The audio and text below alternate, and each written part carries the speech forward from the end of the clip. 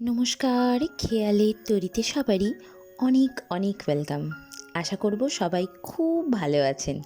যতদিন আমের সিজন চলছে বাড়িতে এখন আম দিয়ে বিভিন্ন রেসিপি চলছে, তার মধ্যেই আপনাদের সাথে শেয়ার করছি আম দিয়ে বানানো কেকের রেসিপি। এটি বানানোর জন্য প্রথমেই এখানে নিয়ে নিলাম 1 কাপের মতন সুজিটাকে একটু মিক্সিতে গ্রাইন্ড করে পাউডারের মতন বানিয়ে নেব। খুব মিহি করে পাউডারটা রেডি হয়ে গেছে। এরপর এটাকে একটা পাত্রে শিফট করে নিলাম, যেটার মধ্যে বাকি ইনগ্রেডিয়েন্টগুলো মিক্স করে নেব। নিয়ে নিলাম 1/2 কাপের মতন ময়দা আর 1 বাটির মতন দই দিয়ে দিলাম। এখানে কোনো ডিম দেব না, তাই এটাকে দই দিয়ে দিলাম 1 বাটির মতন আর 1/2 বাটির মতন দিয়ে দিলাম তেল। এরপর এই পুরোটাকে ভালোভাবে অনেকক্ষণ ধরে মিক্স করে নিতে হবে। মিক্স করা হয়ে গেছে, এটাকে একটু রেস্টে রেখে দিলাম। আর এখানে আমটাকে রেডি করে নিচ্ছি। একটা পাকা আম নিয়ে নিয়েছি, এটাকে খোসাটাকে ছুলে নেব আর ছোটো ছোটো করে কেটে এর একটা পিউরি বানিয়ে নেব।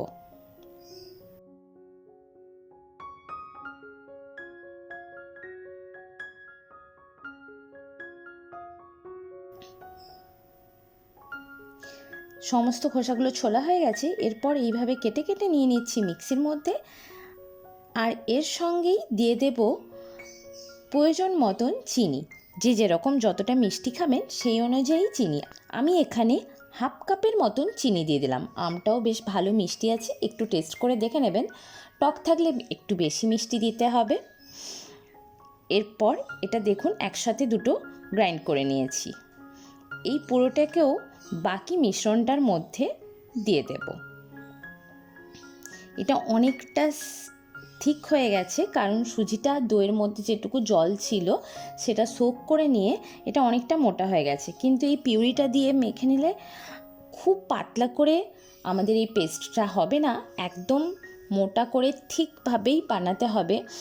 তার জন্য কোনো জল বা দুধ আমি এখন দিলাম না, দিয়ে দিলাম সামান্য একটু বেকিং সোডা আর একটু বেকিং পাউডার, দুটো মিলিয়ে 1 চামচের মতন দিয়ে এই পুরোটাকে আবার ভালো করে মিক্স করে নেব। দেখুন খুব ভালোভাবে মিক্স হয়ে গেছে, কোনো জল দুধ লাগলো না। আর এই রকম ঠিক একটা ব্যাটার তৈরি করতে হবে।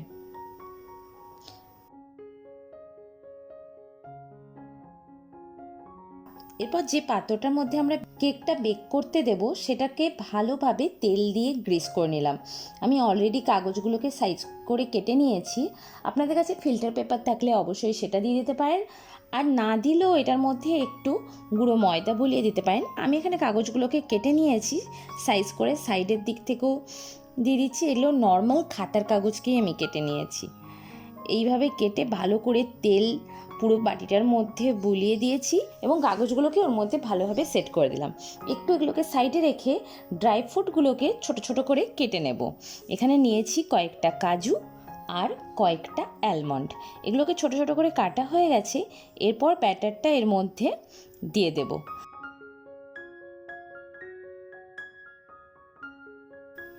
ঠুকে ঠুকে যেন পুরোটার মধ্যে একই লেভেল হয়ে যায় সেজন্য সেট করে নিলাম। এরপর ড্রাই ফ্রুটগুলো ওপর থেকে ছড়িয়ে দিচ্ছি। আর আমি অলরেডি সেটআপটাকে গরম করতে রেখে দিয়েছিলাম এখানে একটা কড়াইকে, এটার মধ্যে দিয়ে দিলাম। মোটামুটি এটা 20 থেকে 25 মিনিট বেক হয়েছে। এরপর দেখে নিচ্ছি একটু হালকা হালকা লেগে যাচ্ছে। আর এটাকে আমি হিটে দেব না, ইন্ডাকশানটা বন্ধ করে মোটামুটি আরও একটু ঠান্ডা হওয়া পর্যন্ত রেখে দেব এই হিটটার মধ্যেই। তাহলেই দেখুন রেডি হয়ে গেল কেকটা। আপনাদের এই ম্যাঙ্গো কেকটা কেমন লাগলো আপনারা অবশ্যই বানিয়ে দেখবেন। এই গরমের সময় ম্যাঙ্গো কেকের খুব চল, আমরা এখন কিনলেও ম্যাঙ্গো কেক কিনছি, খুবই ভালো লাগে। আমার মেয়েরও খুব পছন্দ হয়েছে, খুবই টেস্টি হয়েছিল। আশা করব ভিডিওটি ভালো লাগলে লাইক করুন, বন্ধুদের সাথে শেয়ার করুন আর অবশ্যই আমার চ্যানেলটি সাবস্ক্রাইব করে দেবেন। আবার দেখা হবে নেক্সট ভিডিওতে। Till then, by.